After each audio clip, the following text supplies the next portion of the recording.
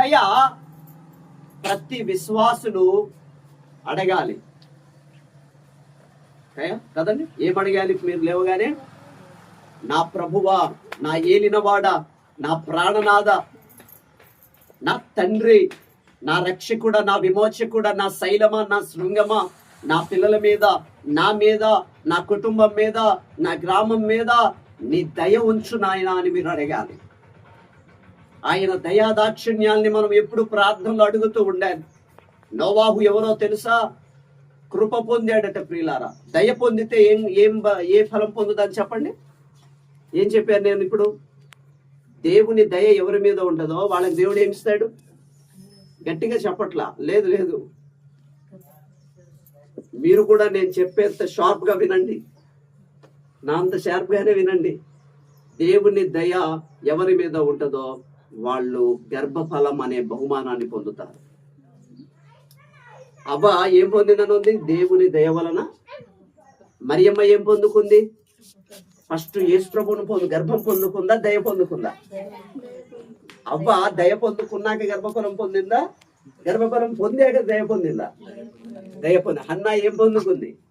దయ పొందాక గర్భఫలం. దేవుడు ఒక శ్రేష్టమైన గర్భఫలం నీకు ఇవ్వాలి అనుకుంటే దేవుని దగ్గర ఫస్ట్ ఏమడుగో తెలుసా? దేవుణ్ణి నేరుగా దయ కావాలన్నాడు. నీ దయ నా గర్భం మీద చూపించు, నీ దయ నా మీద చూపించు అని అడగాలి. దేవా, నీ దయ నా సంతానం మీద, నీ దయ నా వంశం మీద, నీ దయ నా మీద ఎప్పుడు ఉంచు ప్రభు అని అడగాలి. దేవునికి స్తోత్రం కలుగును గాక. బైబిల్ గ్రంథంలో దయ పొందిన వారు ఎందరో. ఎలిజబెత్, జకర్యాలకు కూడా దేవుడు ఏం చూపించాడు? ఆయన గొడ్రాలు అని పిలువబడిందంట. అందరూ చెప్పేశారు, ఇంకా ఈమెకు పిల్లలు పుట్టరు, వీళ్ళకి పిల్లలు పుట్టరు అని చెప్పేశారంట. అలాంటి ఎలిజబెత్, జకర్యాల మీద దేవుని దయ కలిగిన తర్వాత శ్రేష్టమైన బాప్తిస్మం ఇచ్చి యోహాను పుట్టాడు. దేవునికి స్తోత్రం కలుగును గాక. ఈయన పొందిన సాక్ష్యం ఏంటో తెలుసా? స్త్రీలు కనిన వారిలో గొప్పవాడు అనే సాక్ష్యం పొందాడు. దేవుని దయను పొందుతేనేమో గర్భఫలం పొందుకుంటారు, ఫలాలు పొందుకుంటారు. మరి ఈ నోవాహు ఏం పొందుకున్నాడని ఉంది వాక్యంలో? దేవుని కృప పొందాడు. చెప్పండి అందరూ, దేవుని కృప పొందిన వాడు అని ఉంది. దేవుని కృప. దేవుని కృప మళ్ళీ ఏమిస్తుంది మనకి? దేవుని కృప పొందితే దాని వల్ల వచ్చే లాభాలేంటి? ప్రియులారా, నెంబర్ 1 చెప్తానేనండి. ఎఫెసీ పత్రికలోకి రండి మీరందరూ. ఎఫెసీయులకు రాసిన పత్రిక 2వ అధ్యాయం చదవండి ప్రియులారా. 4-5 వచనాలు చదవండి. 2వ అధ్యాయం 4-5 వచనాలు చదవండి. అయినను దేవుడు కరుణా సంపన్నుడై ఉండి మనము మన అపరాధముల చేత చచ్చిన వారమై ఉండగా సైతము మన ఎడల ఆయన చూపించిన మహాప్రేమ కాదండి, మహాప్రేమ అంట ప్రియులారా. దేవుడు మన మీద చూపిస్తున్నది ప్రేమ మాత్రమే కాదు, మహాప్రేమ. మహాప్రేమ అంటే ఏంటి? కొలత లేని ప్రేమ. ఒక నరుడు తన జ్ఞానంతో గాని, కాటాతో కాని, టేపుతో కాని కొలవలేనంత శ్రేష్టమైన ప్రేమ ఇక్కడ కూర్చున్న నీ మీద చూపిస్తున్నాడు, బయట కూర్చున్న ప్రజల మీద ఆయన చూపిస్తున్నాడు.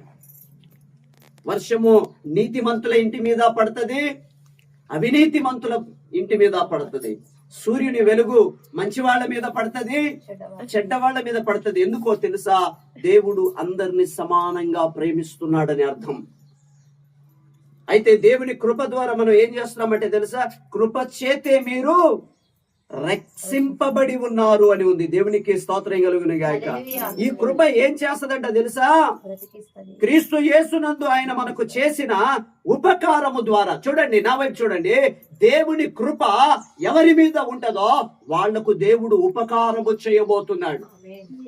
ఆ వంశానికి ఉపకారము చేయబోతున్నాడు. దేవుని కృప మన మీద, మన పిల్లల మీద, మన పనుల మీద ఎప్పుడు ఉంటుందో అప్పుడు వారికి దేవుడు ఉపకారము చేస్తాడని బైబిల్లో రాయబడింది. దేవునికి స్తోత్రం కలుగును గాక. దేవుడు ఉపకారం చేయాలి అంటే ఫస్ట్ మనము దేవుని దగ్గర కృపను సంపాదించాలి. కృప కావాలి నాయనా అని అడగాలి. ప్రార్థనలో చాలా మంది నోర్లు ఎందుకు తెరుస్తున్నారు అంటే ప్రియులారా, ఈ భూమి మీద ఉన్న వాటి కొరకే మనం నోర్లు విప్పుతున్నాం, కానీ శ్రేష్టమైన దేవుని సంపాదన కోసం మనం నోరు తెరవాలి. విలువైన దేవుని యొక్క సంపాదన, విలువైన దేవుని ఆస్తుల కోసం మనం ప్రార్థన చేయాలి. దేవుని విలువైనటువంటి సంపాదన ఆస్తి ఏంటి తెలుసా? ఆయన దయ. నమ్మరా మీరు? చెప్పండి, దేవునికి స్తోత్రం చెప్పండి. దేవుని దయ ఈ భూమి మీద ఉన్న బంగారం కంటే విలువైన సంపద, వజ్రం కంటే విలువైన ఆస్తి ఏంటో తెలుసా ఒక విశ్వాసికి? దేవుని యొక్క దయ. చూడండి, మనం 100 సంవత్సరాలు బ్రతకాలంటే ఏముండాలంటే తెలుసా? మనకు బైబిల్లో రాయబడింది. ఏమట? ఏ కిరీటాన్ని ఆయన ధరింపజేసి ఉన్నాడట? సంవత్సరమును, చెప్పండి, సంవత్సరమును దయా కిరీటం. ఇప్పుడు నేను మీకు మాట చెప్పనా? దేవుని దయ మనకు, మన పిల్లలకి ఏమిస్తుంది తెలుసా? గర్భ ఫలాలనే కాదు, మీ గర్భ ఫలాలకు ఆయుష్ను కూడా దేవుని దయ ఇస్తుంది. చెప్పండి, దేవుని స్తోత్రం చెప్పండి. ఇస్మాయేలు సంగతి ఏంటి ప్రభు అని హాగరు ఏడుస్తున్నప్పుడు దేవుని దయ హాగరుని కలుసుకుంది. దేవుని దయ హాగరు కుమారుడి మీద కలిగింది. అప్పుడు దేవుడు అంటాడంటే, నిశ్చయముగా నేను చెప్తున్నాను, ఇస్మాయేలు నా సన్నిధిలో బ్రతకనిస్తాను అంటాడు. కారణం ఏంటో తెలుసా? దేవుని దయ ఇస్మాయేలును కలుసుకుంది. దేవునికి స్తోత్రం కలుగునుగా. ఇలారా, మీరు అడగాల్సింది శ్రేష్టమైనది ఏంటంటే దేవుని సంపాదన అడగాలి, దేవుని ఆస్తిని అడగాలి, అసలు దేవుణ్ణే ఆస్తిగా అడగాలి. నోవాహు కృప పొందినవాడు. కృప ఏం చేస్తుందని ఎఫెసీలో చూసాం. ఇప్పుడు కృప చేతనే మీరు చదవండి ఆ మాట, 5వ వచనం చివరి లైన్. కృప చేత మీరు రక్షింపబడుదురు. 8వ వచనం చదవండి. మీరు విశ్వాసము ద్వారా కృప చేతనే రక్షింపబడి ఉన్నారు. దేవునికి స్తోత్రం కలుగునుగాక. దేవుని కృప ఏం చేస్తుందో తెలుసా? పాపపు స్థితిలో చావవలసిన మనల్ని, నాశనము కావాల్సిన మనల్ని, నశించిపోవాల్సిన మనల్ని దేవుని కృప కలుసుకొనగా ఆ కృప మనల్ని రక్షణలోకి తీసుకొస్తుంది. ఏ దేవుని ఉగ్రత అయితే మన మీదకి వచ్చిందో ఆ ఉగ్రత మన మీద దయగా యేసు ప్రభు మార్చాడట. చూడండి, నా పిల్లలకు దేవుని కృప రాగా నా పిల్లలు కాపాడబడతారు. చూడండి, నా పిల్లల మీద దేవుని దయ రాగా దేవుని దయ నా పిల్లల్ని 100 సంవత్సరాల భూమి మీద ఆయుష్తో నింపుతుంది. ఇక్కడ అపోస్తలుడైన పౌలు గారు కొరింథీలో చెప్తున్నాడు, రోగాల పాలైపోయాడు. గొప్ప రోగాలు ఆయనకు వచ్చేసి రోగాల పాలైనప్పుడు, ఆయన బాధలో ఉన్నప్పుడు ఆయన చెప్పిన పదం చూడండి ప్రియులారా, ఎంత అద్భుతమైన పదాన్ని ఆయన వాడారో ప్రియులారా. చూద్దాం ఒకసారి 2వ కొరింథీయులకు రాసిన పత్రికలో ఆయన రాస్తున్నటువంటి మాట చూద్దాం ఒకసారి.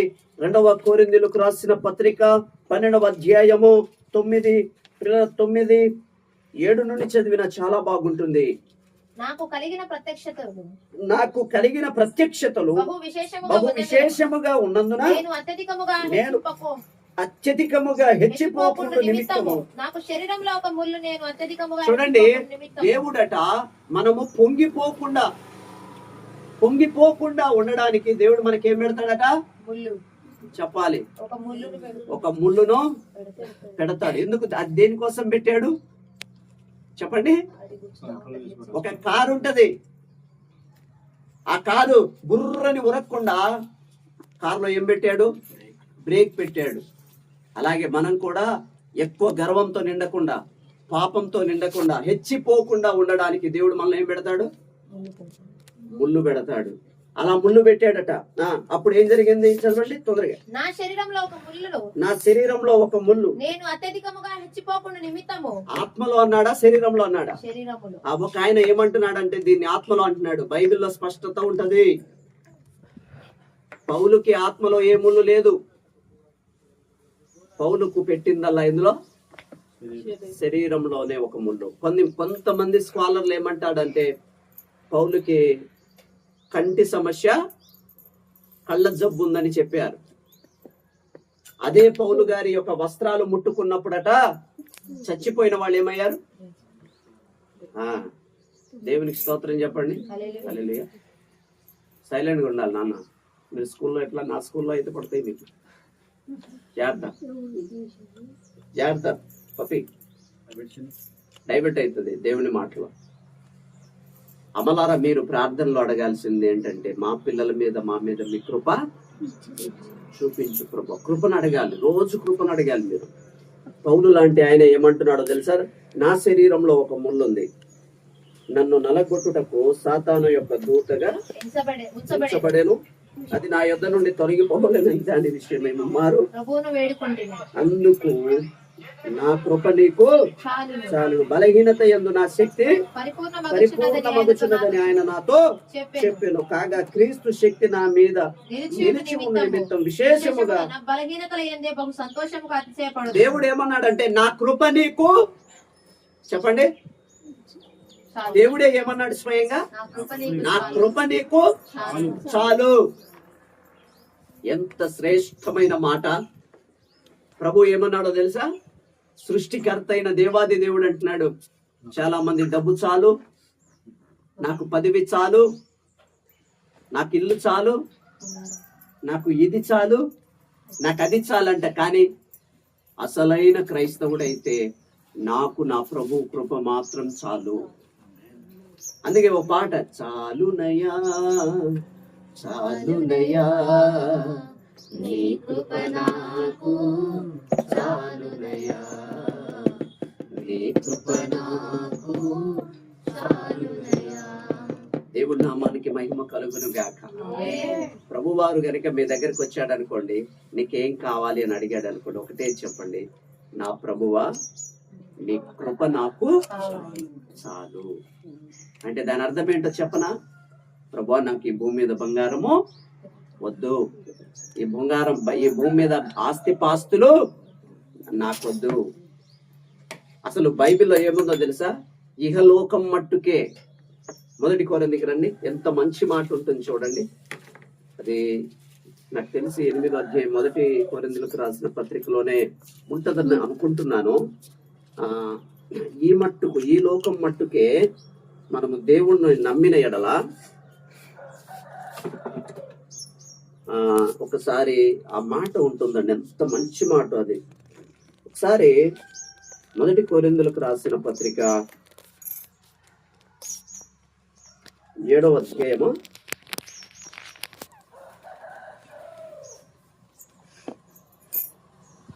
7వ అధ్యాయము 31వ వచనం చదవండి. ఈ లోకము అనుభవించువారు అమితముగా అనుభవింపనట్టును ఉండవలేను. ఏలైనగా ఈ లోకపు నటన గతించున్నది. ఈ లోకంలోని నటన ఏమైపోబోతుంది? గతిస్తుంది. మీరు ఇదే వచనంలో చదివితేనండి, ఈ లోకం మట్టుకేనట, ఈ లోకం మట్టుకే మనం దేవుని నమ్ముకున్నాం అనుకోండి, మనకంటే భ్రష్టులు ఎవరు లేరు అని దేవుడు చెప్పాడండి. మనం ఈ భూమి మీద ఉన్నంత మట్టుకే యేసు ప్రభు కావాలి అనుకుంటే అంతకంటే దౌర్భాగ్యం ఇంకొకటి లేదు. కృప పొందినవాడు నోవాహు. ఏం పొందినవాడు? కృప పొందినవాడు. దేవుని కృప నోవాహుని ఏం చేసిందో చూద్దాం ఒకసారి.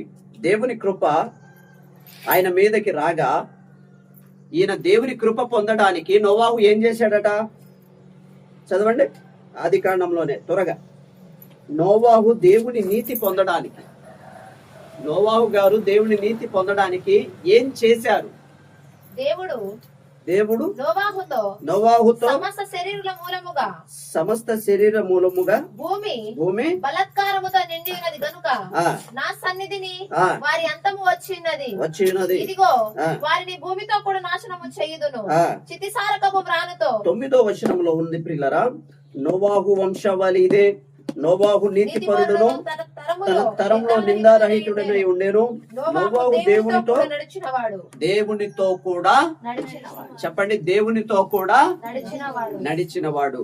నోవాహు ఎలా నీతిమంతుడయ్యాడు? ఆ తరంలో 2 పనులు చేశాడు దేవునితో వాక్యం ప్రకారం. ఎన్ని చేశాడు చెప్పండి? పాత నిబంధనలో ఎప్పుడు నీతి వస్తది చెప్పండి? బైబిల్ చదువుతున్నారు కదా. పాత నిబంధన ప్రకారము ఎప్పుడు నీతి వస్తది ఒక మనిషికి?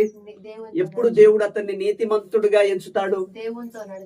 దేవునితో నడిచినప్పుడా? రైట్. ఇంకా బైబిల్లో ఒక చోట ఉంది కదా, అబ్రహాము దేవుణ్ణి నమ్మెను, అది అతనికి చెప్పండి. అబ్రహాము దేవుణ్ణి నమ్మెను, అది అతనికి నీతిగా ఎంచబడింది. అంటే పాత నిబంధనలో నీతిమంతుడు అని పిలువబడాలంటే ఉండాల్సిన మొదటి అర్హత ఏంటో చెప్పనా? దేవుణ్ణి నమ్మటం. నోవాహు ఎందుకు నీతిమంతుడయ్యాడంటే మొదటి కారణం, మొత్తం చెడిపోయిన సమాజం మధ్యలో ఎవరిని నమ్మాడు? దేవుణ్ణి నమ్మాడు. దేవునికి స్తోత్రం కలుగును గాక. చెప్పండి హల్లెలూయా, హల్లెలూయా. అందరూ చెడిపోయిన వాళ్ళే, అందరూ వ్యభిచారం చేస్తున్న వాళ్ళే, అందరూ అబద్ధాలు ఆడుతున్న వాళ్ళే, అందరూ మోసాలు చేస్తున్న వాళ్ళే. అందరి మధ్యలో నీతిమంతుడిగా నోవాహు ఎలా ఉన్నాడంటే, అందరి మధ్యలో కూడా నోవాహు దేవుణ్ణి నమ్ముకొని అలాగే బ్రతుకుతున్నాడు. ప్రియులారా, చెడును నమ్మకండి, అబద్ధాన్ని నమ్మకండి, పాపాన్ని నమ్మకండి, సాతాన్ని నమ్మకండి, దయ్యం మాటలు నమ్మకండి. మన చుట్టూ ఎంతమంది చెడిన వాళ్ళు ఉన్నా సరే వాళ్ళ మధ్యలో మనం ఎలా ఉండాలో తెలుసా? నోవాహు లాగా దేవుణ్ణి నమ్ముకున్న వాళ్ళంగా ఉండాలి. దేవునికి స్తోత్రం. నోవాహు నీతిమంతుడు అని దేవుడు ఎలా చెప్పాడంటే, సాక్షాత్తు దేవుడే సాక్ష్యం ఇచ్చాడు, నోవాహు నీతిమంతుడు. ఇదే దేవుడు ఏమన్నాడు? అందరూ పాపులే అన్నాడు, అందరూ నాకు దుఃఖం కలిగించాడు అన్నాడు. కానీ నోవాహు మాత్రం ఎలాంటి వాడట? నీతిమంతుడట. ఈ రోజున మనం నీతిమంతులంగా ఉండాలి అంటే ప్రతి నిమిషం ప్రతి విషయంలో మనం ఎవరు నమ్మాలి?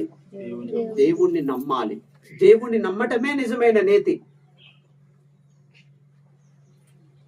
అయితే నీతిమంతుడు ఎలా బ్రతుకుతాడు చెప్పండి?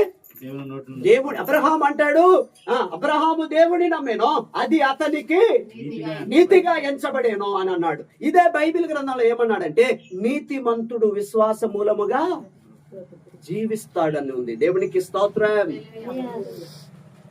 చూసారా 2 వచనాలు?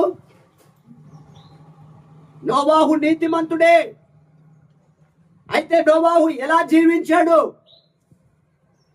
జీవించాడండి? నోవాహు ఎలా జీవించాడో తెలుసా? దేవుణ్ణి నమ్ముకొని విశ్వాసముతో బతికాడట. దేవునికి స్తోత్రం. చూద్దామా? అతను నీతిమంతుడు, దేవుణ్ణి నమ్మినందుకు నీతిమంతుడయ్యాడు. రెండవది, దేవుని కృప ఎందుకు పొందాడు? కన్ఫ్యూజ్ అవుతున్నారా? విడమర్చి చెప్పనా?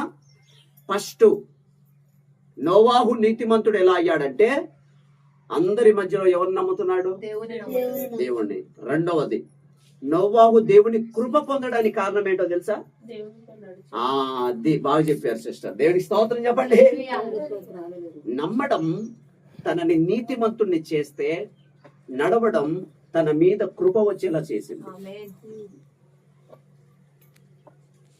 అంతేనా? కాదు, ఆ కుటుంబం మొత్తం మీద కృప వచ్చింది. అంతేనా?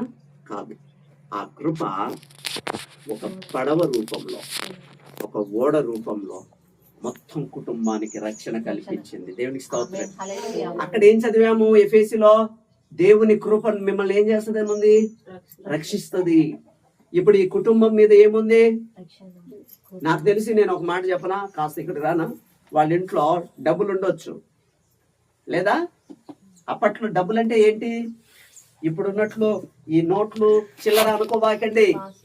కాదు, గొర్రెలు, మేకలు, ఆవులు, ఎడ్లు, ఇవే అప్పటి ఆస్తి.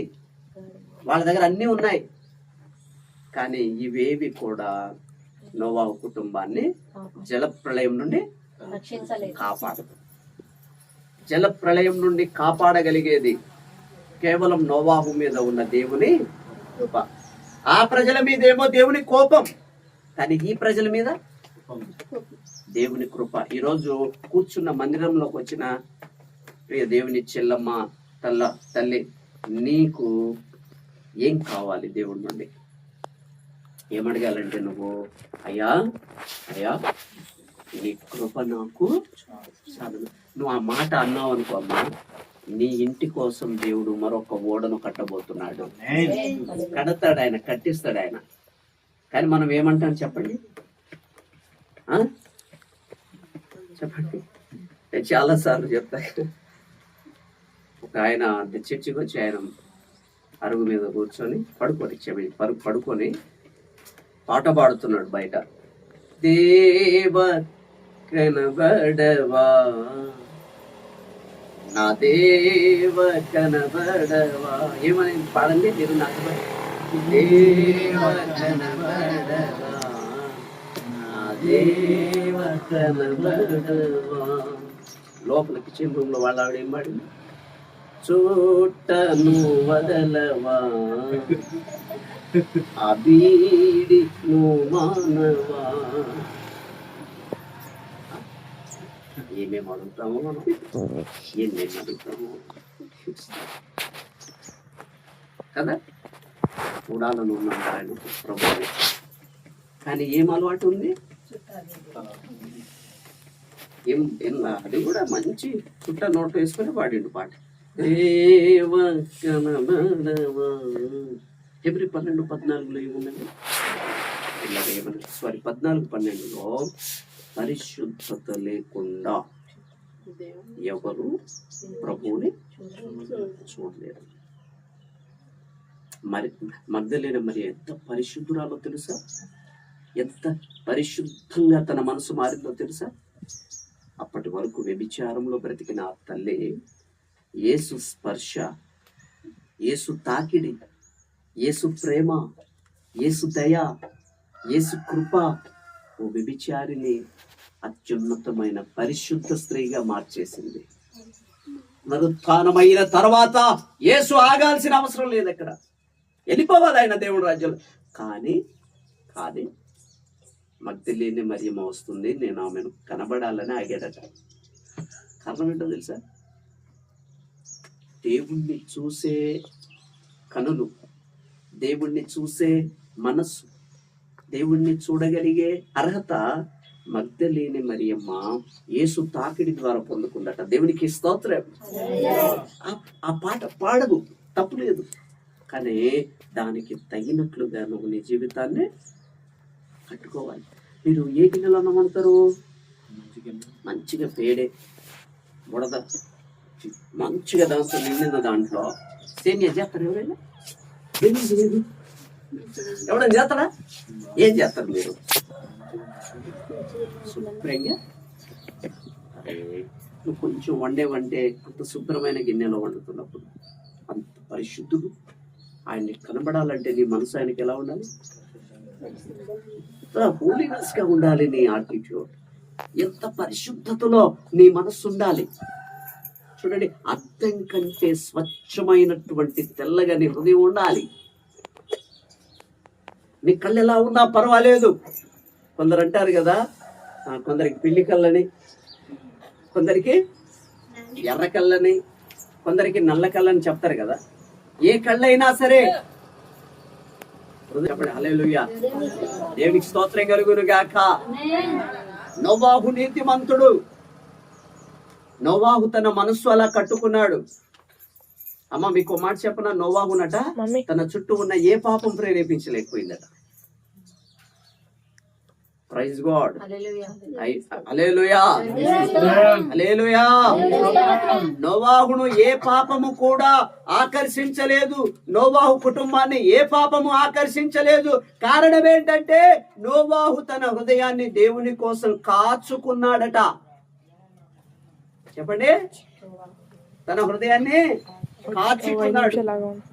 కారణం ఎలా సాధ్యపడింది అంటే నోవాహు లోకముతో నడవలేదు, లోక పాపముతో నడవలేదు, లోక ఆచారాలతో నడవలేదు, లోకములో మనుషులతో నడవలేదు. కానీ నోవాహు ఎప్పుడు దేవునితోనే నడిచాడు. దేవునితో నడిచే వ్యక్తి యొక్క హృదయము తెల్లగా, హిమము కంటే తెల్లగా మారుతూ వస్తుంది. స్తోత్రం చెప్పండి. చూసారా, ఆయన కోసం పడవ ఓడ కట్టడానికి ముందు, అంటే నేను ఒక చిన్న మాట చెప్పనా, కష్టమా ఇష్టమా? నోవాహు కోసం దేవుడు ఏం కట్టాడు చెప్పండి? అందరి కోసమా? నోవాహు కుటుంబం కోసం? నోవాహు కోసము అంత పెద్ద ఓడ దేవుడు కట్టాడు. ఎందుకో తెలుసా? నోవాహు దానికంటే పెద్ద ఓడ తన హృదయంలో దేవుని కోసం కట్టుకున్నాడట. ఈ కంటికి కనిపించే ఓడ కంటే ఇంకా పెద్ద ఓడ దేవుడి కోసం నోవాహు తన హృదయ అంతరంగంలో నిర్మించుకున్నాడు. ఆ ఓడ కంటే ఇతని ఓడ దేవునికి ఎంతో దృఢంగా కనిపించింది. దేవునికి స్తోత్రం. కారణం ఏంటో చెప్పనా? పాపం ఉంది, చుట్టూ చెడ్డవాళ్ళు ఉన్నారు, అయినా కూడా దాని ప్రభావం నోవాహు మీద పడలేదు. కారణం ఏంటో తెలుసా?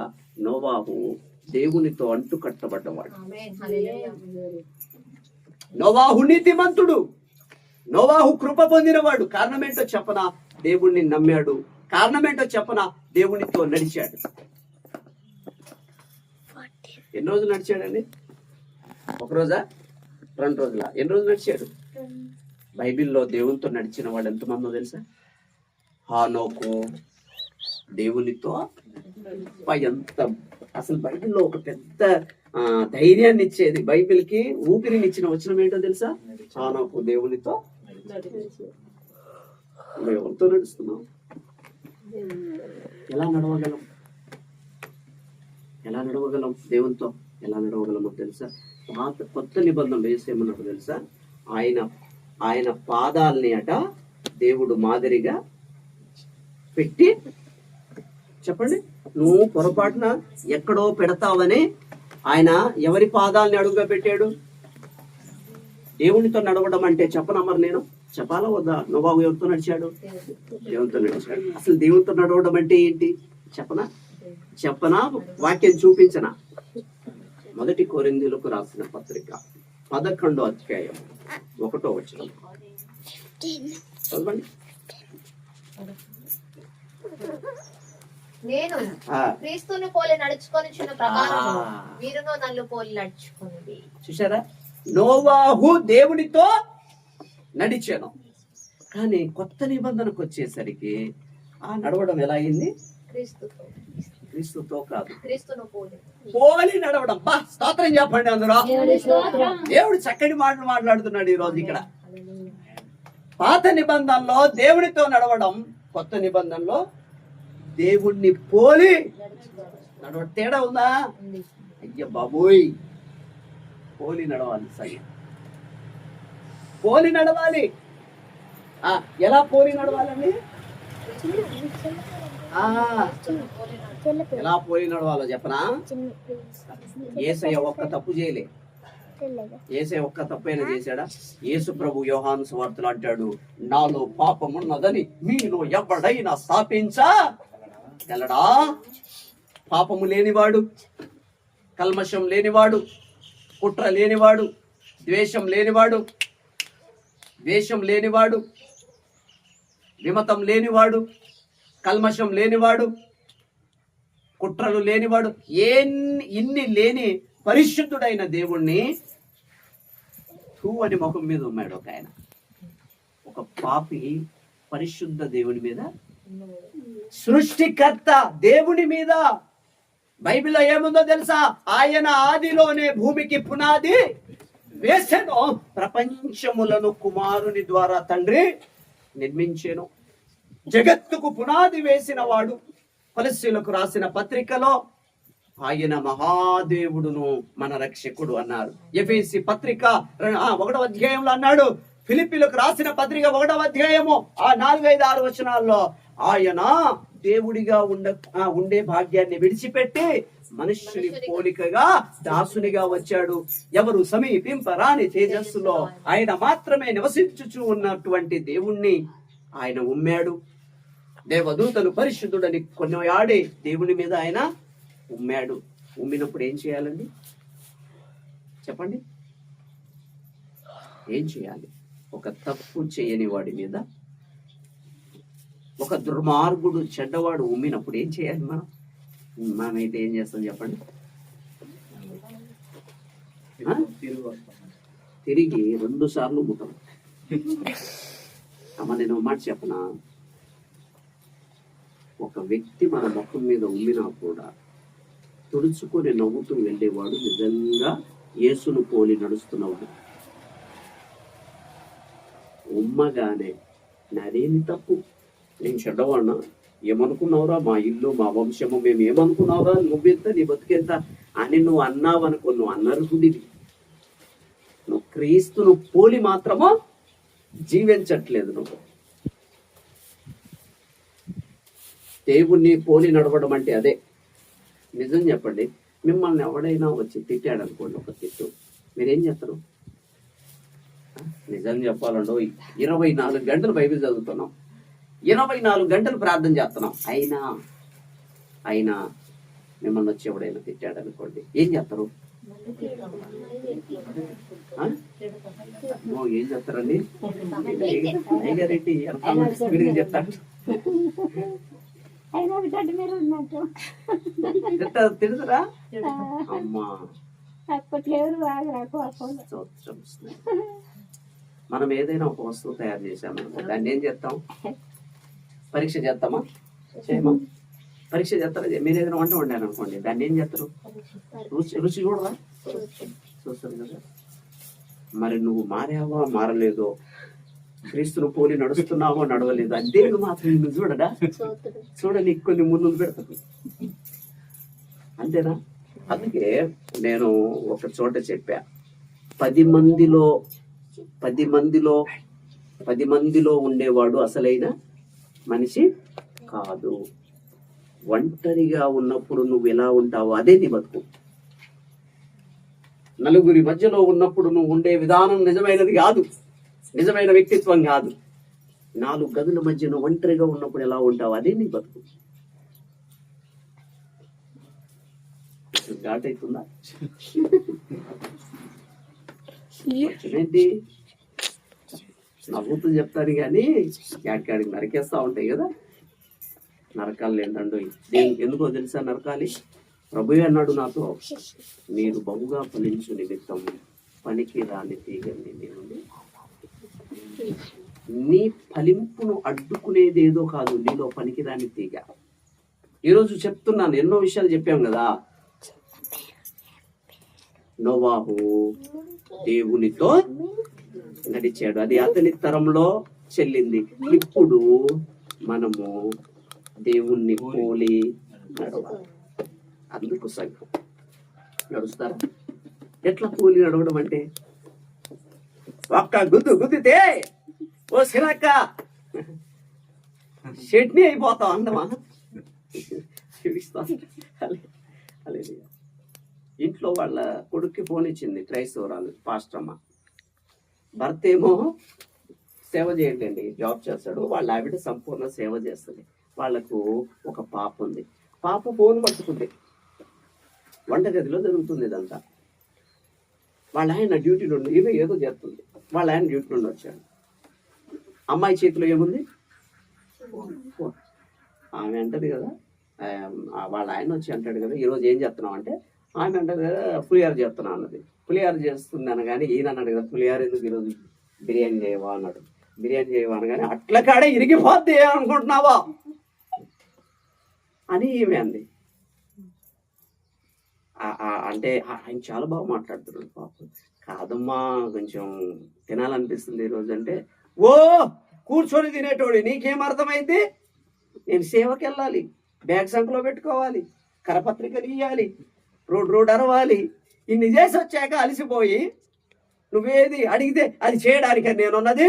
నేను ఎవరనుకుంటున్నావు? నేను సేవకురాలిని. నా తల మీద ఏముందనుకుంటున్నావు? అభిషేకం. నువ్వే చేసుకో అంటుంది. ఈ పాపకి తెలియక ఫేస్బుక్ లో లైవ్ పెట్టేసింది. ఇవే తెలియదు, అది లైవ్ వెళ్ళిపోతుంది పాపం. దేవుడి స్తోత్రం చెప్పండి. అలే అంతా అయిపోయింది, కోపం తగ్గింది. పాపం బిర్యానీ చేసిందిలే, అలా అన్నా బిర్యానీ చేసింది, పెట్టింది. మెసేజ్లు వస్తున్నాయి, ఫోన్లు వస్తున్నాయి.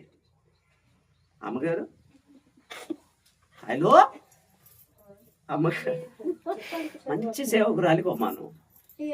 నువ్వు ఉంటున్నది చూస్తే అమ్మగారు నువ్వు ఇంకోసారి మా ఈదికి రావద్దు. ఎందుకు తెలుసా? మా భార్యలు బాగున్నారు. లాస్ట్ అయిపోయింది నా సందేశం. మా భార్యలు బాగున్నారు,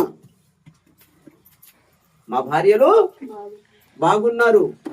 మా మీద అట్ల కాడలేం ఇరగట్టట్లా, రోకలి బండలేం చూపించట్లా. నువ్వు వచ్చినావు అనుకో, మా భార్యలు కూడా నేర్చుకుంటారు. కాబట్టి నువ్వు ఏం చేయొద్దు, ఇంకెప్పుడు మా వీధికి సువార్తకి చెప్పండి ఇంకెప్పుడు. అల్లెలే, మన పాప మంచి ప్రసంగికురాలు అవును గాక. వాయిస్ బాగుంది, నిజమే, పెద్ద బేస్ వాయిస్ అనేది. అయితే ఇక్కడ మీకు ఏమర్థమైందో మీరే చెప్పండి. ఏం చెప్పండి? నేను ఒక మాట చెప్పనా, నువ్వు దేవుని కోసం ఏం చేస్తున్నావు అన్న దానికంటే నువ్వు దేవుణ్ణి పోలి ఎలా బ్రతుకుతున్నావు అన్నది ముఖ్యం. దేవుడు పోలి బ్రతకని బ్రతుకు ప్రభు రాజ్యంలో ప్రవేశించు. ఈ రోజున నోవాహు ఆ కాలంలో ఓడల్లో వెళ్ళడానికి, ఓడ కట్టడానికి ఎందుకు అర్హుడయ్యాడంటే నోవాహు దేవుణ్ణి పోలి నడిచాడు, దేవుని సంతానం అనిపించుకున్నాడు కాదు.